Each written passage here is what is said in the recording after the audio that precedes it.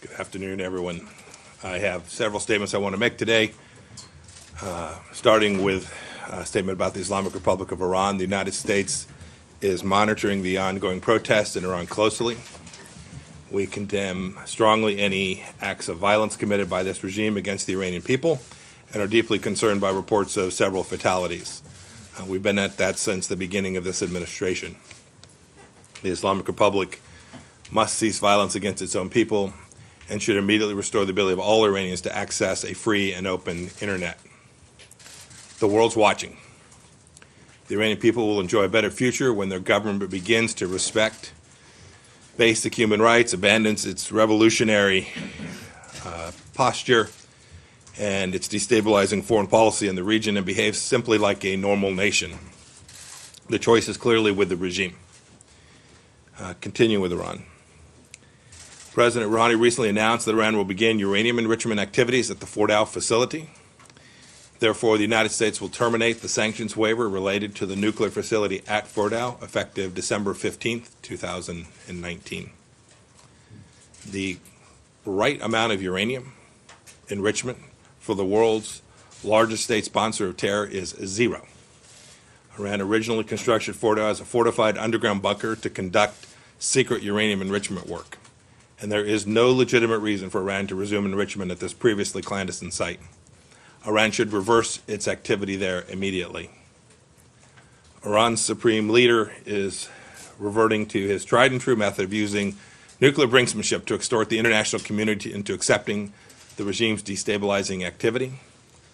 The United States rejects this approach completely and calls on all nations to do the same. The only viable way forward is through comprehensive negotiations that address the full range of Iran's threats in their entirety. Iran's most recent action is yet another clear attempt at nuclear extortion that will only deepen its political and economic isolation from the world. I also want to spend just a minute talking about Iraq. For the last few weeks, the United States has watched the protests very, very closely.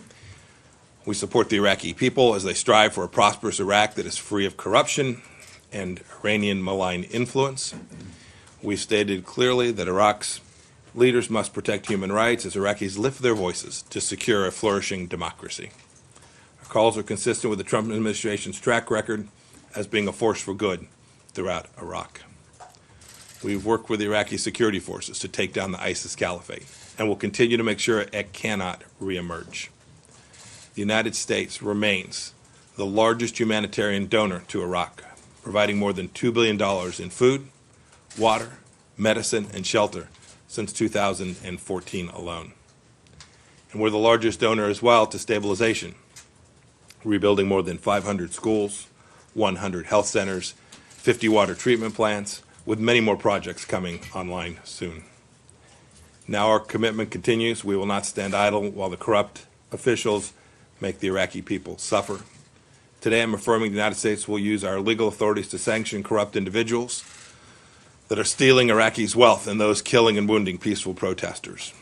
Like the Iraqi people taking to the streets today, our sanctions will not discriminate between religious sect or ethnicity.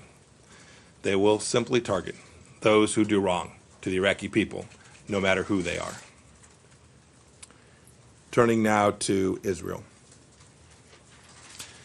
The Trump administration is reversing the Obama administration's approach towards Israeli settlements. U.S. public statements on settlement activities in the West Bank have been inconsistent over decades. In 1978, the Carter administration categorically concluded that Israel's establishment of civilian settlements was inconsistent with international law. However, in 1981, President Reagan disagreed with that conclusion and stated that he didn't believe that the settlements were inherently illegal. Subsequent administrations recognized that unrestrained settlement activity could be an obstacle to peace, but they wisely and prudently recognized that dwelling on legal positions didn't advance peace. However, in December 2016, at the very end of the previous administration, Secretary Kerry changed decades of this careful bipartisan approach by publicly reaffirming the supposed illegality of settlements. After carefully studying all sides of the legal debate, this administration agrees with President Reagan. The establishment of Israeli civilian settlements in the West Bank is not, per se, inconsistent with international law. I want to emphasize several important considerations. First, look, we recognize that as Israeli courts have, that legal conclusions relating to individual settlements must depend on an assessment of specific facts and circumstances on the ground. Therefore, the United States government is expressing no view on the legal status of any individual settlement. The Israeli legal system affords an opportunity to challenge settlement activity and assess humanitarian considerations connected to it. Israeli courts have confirmed the legality of certain settlement activities and has concluded that others cannot be legally sustained. Second, we're not addressing or prejudging the ultimate status of the West Bank. This is for the Israelis and the Palestinians to negotiate. International law does not compel a particular outcome nor create any legal obstacle to a negotiated resolution. Third, the conclusion that we will no longer recognize Israeli settlements as per se inconsistent with international law is based on the unique facts, history, and circumstances presented by the establishment of civilian settlements in the West Bank. Our decision today does not prejudice or decide legal conclusions regarding situations in any other parts of the world. And finally, calling the establishment of civilian settlements inconsistent with international law hasn't worked. It hasn't advanced the cause of peace. The hard truth is, there will never be a judicial resolution to the conflict, and arguments about who is right and wrong as a matter of international law will not bring peace. This is a complex political problem that can only be solved by negotiations between the Israelis and the Palestinians. The United States remains deeply committed to helping facilitate peace, and I will do everything I can to help this cause. The United States encourages the Israelis and the Palestinians to resolve the status of Israeli settlements in the West Bank in any final status negotiations. And further, we encourage both sides to find a solution that protects the security and welfare of Palestinians and Israelis alike. Turning now to Hong Kong.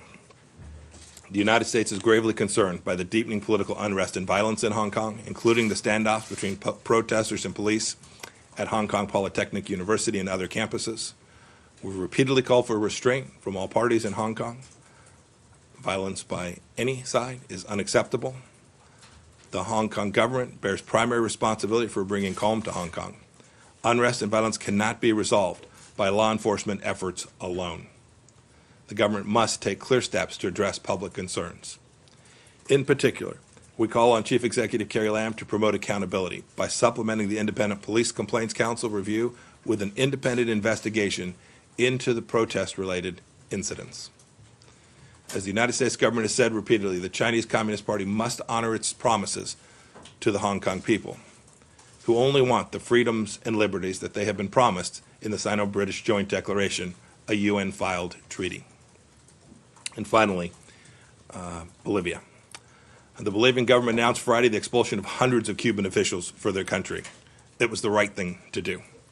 Cuba wasn't sending doctors and officials to Bolivia to help the Bolivian people, but rather to prop up a pro-Cuba regime headed by Evo Morales, who sought to maintain his grip on power through electoral fraud. Bolivia now joins Brazil and Ecuador in recognizing the Cuban threat to freedom. In each case, these governments, free of outside interference, have acted to protect their own national sovereignty and to defend their own citizens' interests. Bravo, Bolivia. I'm happy to take a couple of questions. Matt. Thank you, Mr. Secretary. On the settlement announcement, I'm wondering if you are at all concerned that this position, that's reversal of the previous administration's position, is going to increase the isolation of the U.S., particularly in the UN and around the world, because pretty much everyone else has held the position that if not illegal, they are at least inconsistent with international law. And then secondly, if I could, there are a lot of questions about why you have not chosen to speak up publicly in defense of your employees, including those who testified before the impeachment inquiry. Can you explain why you haven't chosen to make comments in their support? Thanks. So first question, I must say sadly, there hasn't been much support for Israel in in the years leading up to this, it's hard to imagine more isolation, unfortunately, at the UN as a result of this decision. We've been challenged to convince nations all across the world to stand up for the people of Israel and their nation's right to exist. So I don't think this increases that. I'm happy to talk about Ukraine policy today. I'm not going to get into the issues surrounding the Democrat impeachment inquiry. Just not going to do it today. It is worth noting that Ambassador Yovanovitch's departure preceded the arrival of Bill Taylor. So there's some ideas out there that somehow this change was designed to enable some nefarious purpose. You should all just look at the simple fact that it was Bill Taylor that replaced Ambassador Yovanovitch, who in each case has been driving towards the appropriate Ukraine policy, which I'm happy to talk about. I'm proud of what this administration has done with respect to Ukraine. We reversed the massive failures of the Obama administration's policy towards Ukraine, which truly did risk the lives of Ukrainian people and allowed Vladimir Putin to take Crimea and to fight in the Donbass against a group of Ukrainians who wanted nothing more than to defend their nation, but were given just blankets and non-lethal equipment. I'm proud of what we've done. President Trump's policy has been consistent throughout. The State Department is fully supportive not only of what we've done, but our Ukraine policy moving forward. But no defense of your employees? Nadia? I always defend State Mar employees. It's the greatest diplomatic corps in the history of the world. Very proud of the team. Thank you, Morgan. Mrs. Secretary, First on Iran, how do you balance your support for the Iranian people and the request to topple their government, the request to hold their government accountable, and your support for them that has been seen and criticized by the Iranian regime as interference? And I have another question on the Palestinian issue. I remember how the previous administration treated the Iranian people. I remember the signs that said, are you with us? Are you with the regime? I don't think anybody in the world has any doubt about where this administration stands. We want Iran to be a normal nation. We want the people there to have the freedoms to which they're entitled, and we want the regime's monies to be spent on things that benefit the Iranian people, not proxy forces in Iraq, not underwriting Hezbollah, not conducting assassination campaigns throughout Europe. We want the Iranian regime to behave like a normal nation, to take care of their people. And I think that is what you are hearing and seeing in these protests that are taking place in the Islamic Republic of Iran over these past few days. And on the Palestinian issue, sir, with your decision today about the settlement, in addition to declaring Jerusalem as the capital of Israel and the Golan Heights under the Israeli control, do you believe that we're getting closer to a one-state solution as the two-state solution is no longer viable? And how do you bring the Palestinians to the negotiation table, considering your decision today? You know, we've had a long time with the policy, the legal interpretation announced today being the other way, and it didn't work. That's a fact in evidence. We believe that what we've done today is we've recognized the reality on the ground. We've now declared that settlements are not per se illegal under international law, and we have provided the very space that your question suggests, the very space for Israel and the Palestinians to come together to find a political solution to this very, very vexing problem. We think, in fact, we've increased the likelihood that the vision for peace that this administration has, we think we've created space for that to be successful. I'm hopeful that we'll be able to move forward on that before too terribly long. Courtney? Sorry. Thank you. Just on the Yes, practical implications of the decisions, I understand that you're referring to the decision not to declare these settlements per se illegal. Does that also apply to East Jerusalem, or is that primarily just the West Bank? Applies. We're making, as the president said when he made the decision about Jerusalem, the final status, those boundaries will not be determined until the parties reach a resolution. And then are you And so there's concerned- no, in that sense, go ahead. Yes. Are you also concerned about the timing, given that the deadline for Benny Gantz to form a government is Wednesday? Is there concern about the timing of this announcement perhaps affecting domestic politics in Israel? You know, we've told the team that was doing this review now for quite some time, we've told them, do your work, do it thoroughly, do it completely. When we have the analysis correct, when we reach a final decision, we will provide that analysis, and we'll share that with the world. So the timing of this was not tied to anything that had to do with domestic politics anywhere in Israel or otherwise. This was about, we were done, we finished, we'd conducted our review, and this was the appropriate time to move forward. Can, Yeah, I'll take one. thanks, Mr. Secretary. Yes, sir. Could I follow up on the Israeli settlements? What is the message that you are sending to Israel? You say that, for example, the Reagan administration, Reagan had a particular view on that, but in terms of is this effectively a green light? I mean, Reagan has also said that they're an obstacle to peace. Is this effectively a green light for Israel to build more settlements if they want? Will Israel still face criticism as an obstacle for peace if it builds settlements? And if you will, can I just follow up on Matt's question as well? I know you said you didn't want to talk about the impeachment. No, I said I wasn't going to. Right. I didn't But say I could didn't just want ask to. you- I said I wasn't going to. Sure. But can I just, There are things I would dearly love to say Sure. about it, Just but specifically I one don't thing. intend to. Just Yes. specifically one thing. When Ambassador Yovanovitch was on the Hill on Friday, the president made a tweet right when she was appearing saying that everything, everywhere that she went turned bad. Is it an assessment that you agree with? You've known her. Your first question about, is this a green light? Back to first principles. What we did here was conduct a legal analysis. We took international law, we had our lawyers review it.